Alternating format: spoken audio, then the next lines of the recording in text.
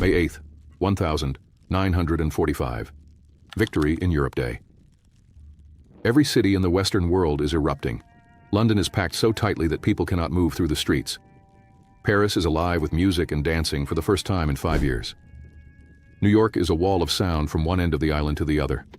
The war that has consumed the entire world for 6 years, that has killed somewhere between 60 and 80 million human beings, that has burned cities and shattered families and redrawn the map of every continent, is over. The men who survived it are weeping and embracing and writing letters home with hands that are shaking so badly they can barely hold the pen.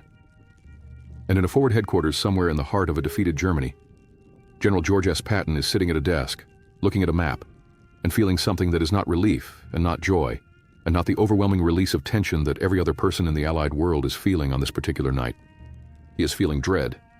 He picks up a pen and writes to his wife, Beatrice. The letter, preserved in the Patton family papers at the Library of Congress and quoted extensively in Martin Blumenson's definitive compilation, The Patton Papers, contains a sentence that his staff officers who read it later described as the most disturbing thing they had ever seen come from his hand. He writes that, in his opinion, the United States has defeated the wrong enemy, that they have dismantled one totalitarian system only to hand the keys of Europe to another one, and that the men celebrating in the streets tonight have no idea what is coming. Type the word dread in the comments right now if you already understand what Patton was looking at from that window, because what he saw in the spring and summer of 1945 is one of the most prophetic and most completely ignored strategic assessments in the entire history of American military leadership. To understand the specific and personal nature of Patton's fear about the Soviet Union, you have to understand that he was not forming his opinions from newspaper clippings or political briefings. He was on the ground. He was commanding the United States Third Army, the fastest moving and most lethal armored force in the history of warfare up to that point. And he was receiving raw frontline intelligence reports that the people making decisions in Washington and London were either not seeing or choosing not to act on. According to the deeply researched account provided by Carlo d'Este and Patton, a genius for war, which draws extensively on the personal correspondence and operational diaries of Patton and his senior staff, Patton had been forming his assessment of the Soviet military apparatus since the earliest phases of the war, and what the frontline intelligence was showing him by the spring of 1945 had solidified that assessment into something he considered an operational certainty rather than a political opinion. What the intelligence showed him was an army that operated without any recognizable framework of military honor or restraint. Not because the individual Soviet soldiers were necessarily different from other soldiers in any fundamental human sense, but because the system that deployed them had been constructed from the ground up on an ideological foundation that had no use for the concepts of civilian protection, individual rights, or the distinction between combatants and non-combatants that the Western military tradition had built its self-conception around. The Red Army was moving through Eastern Europe like a geological force, and the reports coming back to Patton's headquarters described cities being stripped of everything movable, civilian populations subjected to systematic brutalization, and political commissars executing anyone who showed the slightest indication of democratic sympathy or independent thought. Patton received these reports, and he connected them to something he had understood intellectually for years and was now seeing confirmed in real time. The Soviet Union had not entered the war to liberate Europe. It had entered the war to survive, and having survived, it was now in the process of replacing one totalitarian occupation of Eastern Europe with another. The people in the cities the Red Army was liberating from the Germans were not experiencing freedom. They were experiencing a change of ownership. And the men in Washington who were calling Stalin a necessary ally and a good partner for the post-war world were, in Patton's assessment, making the same category of mistake that the men in the 1932nd had made when they had tried to believe that Hitler was a manageable political problem rather than an existential one. He said all of this, repeatedly, to anyone in the chain of command who would listen and to many who would rather not have. According to the accounts of his senior staff officers preserved in the Third Army operational records at the National Archives, Patton was vocal about his Soviet assessment in staff meetings, in personal correspondence, and in the formal reports he submitted through the chain of command with a regularity that his superiors found increasingly difficult to root around. He was not being subtle. He was not being diplomatic. He was being Patton, which meant he was saying the thing he believed to be true in the most direct language available to him and expecting the institution he had served his entire life to have the integrity to act on it. The institution did not have the integrity to act on it, and nowhere was that failure more complete, more consequential, and more personally devastating to Patton than in the city of Prague. In early May 1945, as the final phase of the German collapse was accelerating, Patton's armor was moving through Central Europe at the pace that had defined the Third Army's entire campaign. The path to Prague was open. The Czech resistance inside the city was broadcasting radio appeals for American help, actively fighting the remaining German occupiers, and looking west toward Patton's advancing columns with this specific desperate hope of people who know that help is close enough to matter if it comes quickly enough. Patton had the fuel. He had the tanks. He had the men and the momentum. By every military calculation, Prague was within reach. According to the operational records of the Third Army and the account provided by historian Charles MacDonald in the last offensive, the official United States Army history of the final campaign in Western Europe, Patton contacted Eisenhower's headquarters and requested permission to advance to Prague. The request was denied. The halt order that came back was explicit and non-negotiable. Patton's army was to stop at the agreed demarcation line and hold its position while the Soviet forces, which were still days away from the city, completed their advance. The arrangement had been made at the political level, at the Yalta Conference, where Roosevelt, Churchill, and Stalin had drawn lines on a map of Europe and allocated spheres of influence with a specific and, in retrospect, catastrophic assumption that Stalin would honor the political agreements with the same good faith that the Western leaders were bringing to them. Patton got on the radio and argued. According to the accounts of his Chief of Staff, General Hobart Gay, preserved in Gay's personal papers at the Patton Museum in Fort Knox, the conversation between Patton and Eisenhower's headquarters was one of the most intense operational disagreements of the entire campaign.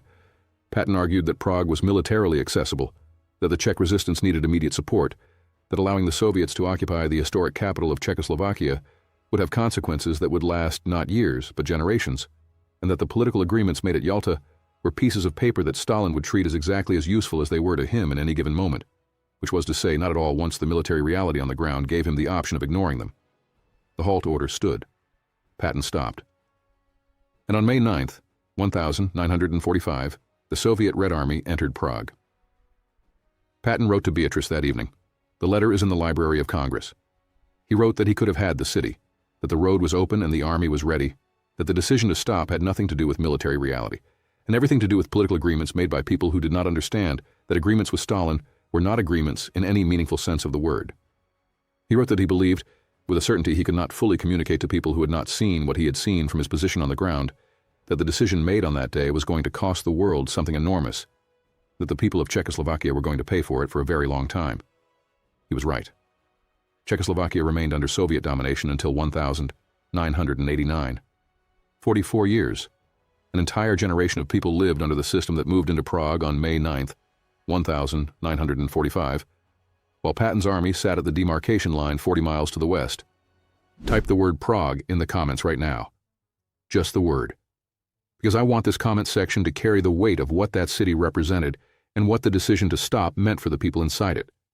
The personal encounters that followed the end of the fighting solidified Patton's assessment in ways that went beyond the strategic and into something visceral and immediate. The formal victory celebrations required the Allied commanders to attend banquets and ceremonial gatherings with their Soviet counterparts, and Patton was not a man who could perform diplomatic warmth he did not feel. According to the detailed account provided by Ladislas Virago in Patton, Ordeal and Triumph, which draws on first-hand accounts of officers present at these events and on Patton's own diary entries from the period, the banquets were exercises in sustained personal discomfort for Patton that confirmed everything he had been saying about the Soviet system. What struck him most forcefully, according to his own diary entries preserved in the Patton papers, was not the Soviet generals themselves, but the specific quality of their relationship with their political commissars. The commissars were present at every gathering, dark-suited party officials whose role was to monitor the military men and ensure their loyalty to the political leadership. Patton watched Soviet generals who had led armies across the most brutal front of the war, men who had survived conditions that made the Western Front look manageable, defer to party functionaries with the specific careful deference of people who understood that their survival depended on it. He watched men who had demonstrated extraordinary physical courage in the field perform a different kind of behavior entirely in the presence of their political supervisors. And what he saw was not weakness in those men. It was the specific and total crushing of individual initiative and personal authority that an ideological system that did not trust its own military leaders produced in the people it had formed. He found it, according to his diary, both deeply sad and deeply dangerous.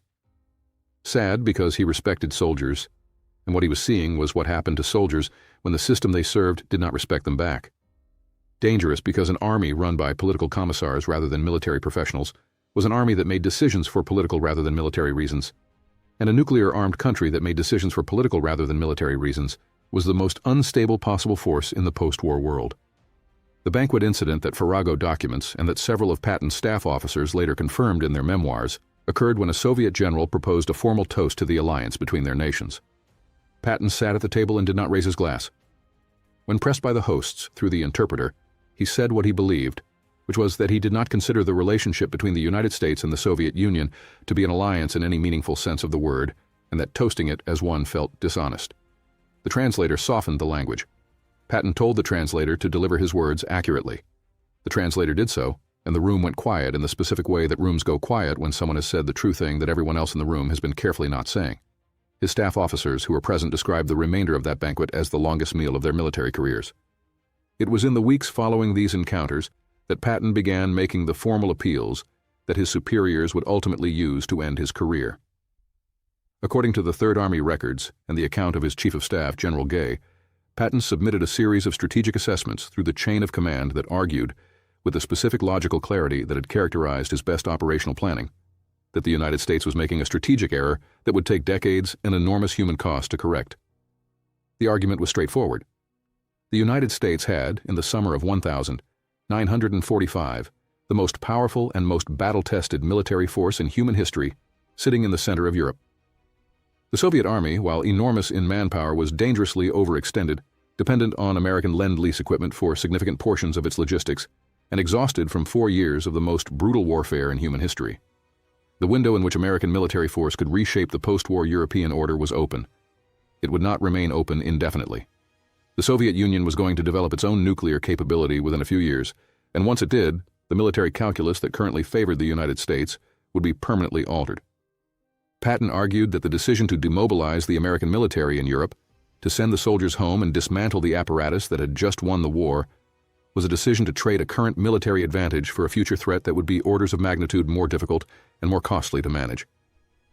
He was not, it is important to note, arguing for what he was accused of arguing for. He was not proposing an immediate military assault on the Soviet Union in the weeks following Germany's surrender.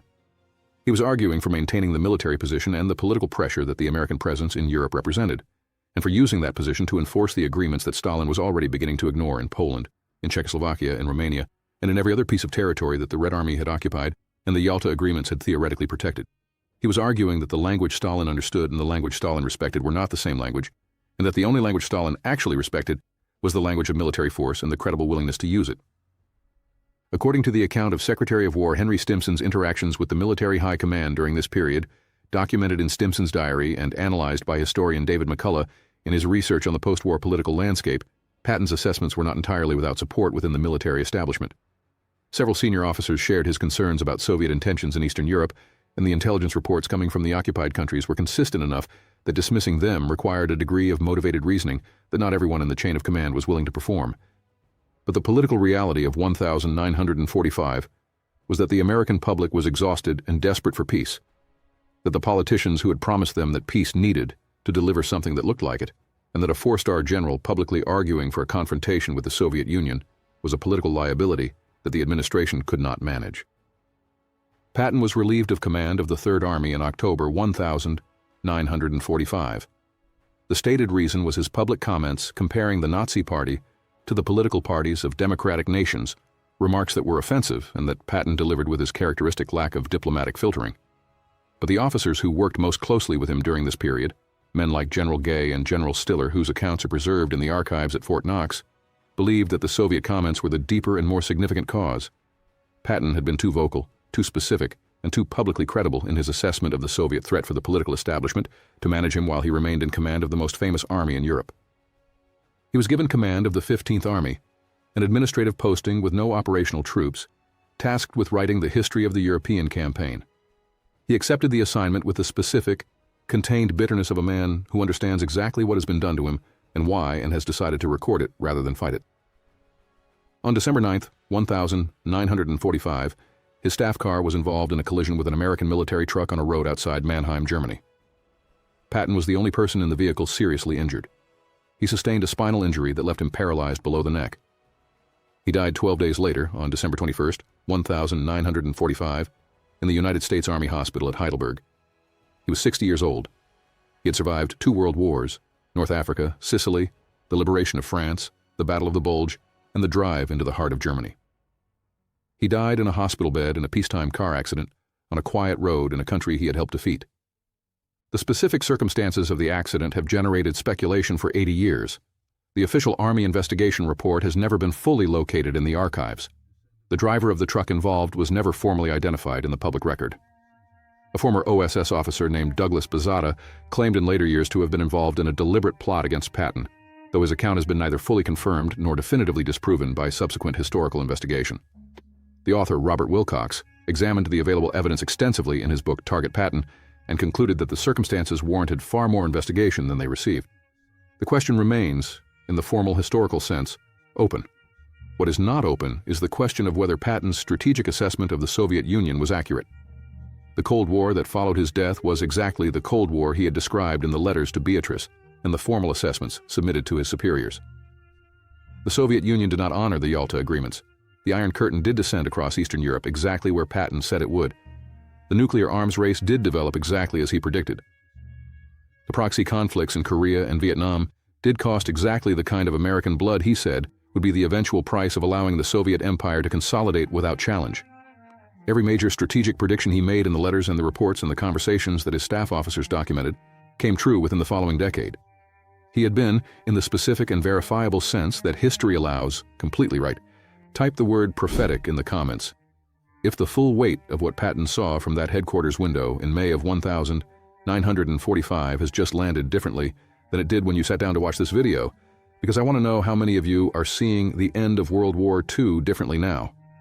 Not as a clean victory, not as the moment the good guys won and the world got better, but as the moment when one chapter of a much longer and much darker story ended, and a man who had read the next chapter already was standing at a window with a letter in his hand, trying to warn people who were not ready to hear it. There's a specific kind of loneliness that belongs to people who are right before the world is ready to believe them. Patton carried that loneliness in the last months of his life, with a weight that his letters and his diary make unmistakable. He was not a man given to self-pity, and the records of this period are not records of a man feeling sorry for himself.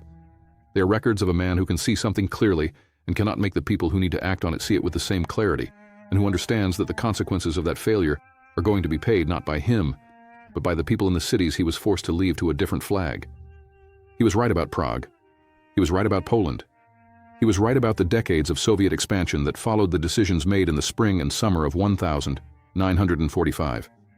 And he died in a hospital bed 12 days before Christmas, paralyzed, while the world he had tried to warn was wrapping presents and celebrating the peace he had never quite believed in. If this story reached you in a place that the standard version of this history never gets to, do one thing before you go. Hit the like button, not for any algorithm. For the people of Prague and Warsaw and Budapest and every other city that lived for 40 years under the system that moved in while Patton's army sat at the demarcation line. Subscribe to this channel if you want to keep going into the history that the textbooks summarize in a paragraph, and that deserves so much more than a paragraph. Turn on notifications so you never miss one of these deep dives, and leave your honest thoughts in the comments. Tell me whether you think Patton was right to want to push east in 1945, or whether the cost of that confrontation would have been too high. I read every single comment, and that conversation is the most valuable thing this channel produces. I will see you in the next one.